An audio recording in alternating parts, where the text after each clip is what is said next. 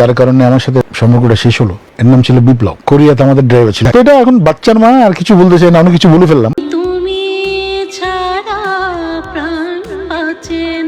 ডলি শান্তনী ড্রাইভারের সঙ্গে পরকীয় সম্পর্কে জড়ানোর কারণে রবি চৌধুরী তাকে ডিভোর্স দিয়েছেন। এসব কথা বলার পরে মিডিয়ায় আলোড়ন তৈরি হয় ডলি শান্তনী ও রবি চৌধুরীর অতীত নিয়ে। কোনো দুলাভাই আছে নাকি নামে? করেন না, কোনো দুলাভাই নেই।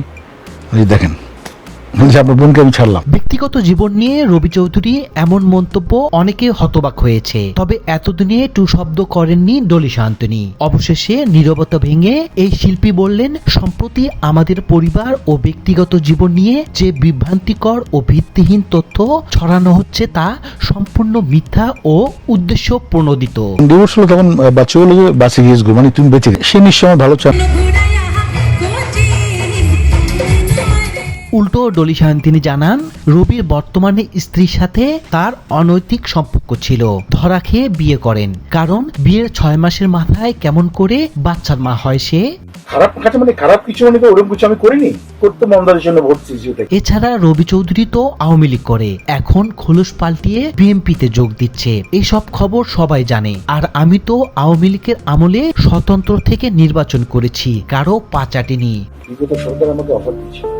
ডলি শান্তনী আরো বলেন, আমরা ইচ্ছাকৃতভাবে বিষয়টি নিয়ে কোনো বিতর্কে যেতে চাই না। সম্মান ও আইনের প্রতি আস্থা রেখে পরিস্থিতি পর্যবেক্ষণ করছি।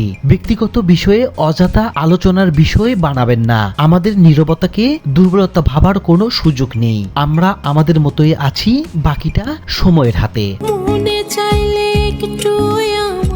রবি চৌধুরী নয়, বরং ডলি শান্তনীর পক্ষ থেকে ডিভোর্স লেটার পাঠানো হয়েছিল। এই তথ্য স্মরণ করিয়ে এই গায়িকা বলেন, তবে এই বিষয়টি স্পষ্ট করে বলতে চাই যে ডিভোর্স প্রসঙ্গে নানান কথা বলা হচ্ছে। ডিভোর্স আমি দিয়েছিলাম, কেন দিয়েছিলাম সেটা এই মুহূর্তে আর বলতে চাই না। ডিভোর্স দেওয়ার পর সেই সময় প্রকাশ্যে প্রেস কনফারেন্সে বিস্তারিত বলেছিলাম। অতএব এত বছর পরে এইসব নিয়ে উদ্দেশ্যমূলক বিভ্রান্তি তৈরির কোনো সুযোগ নেই।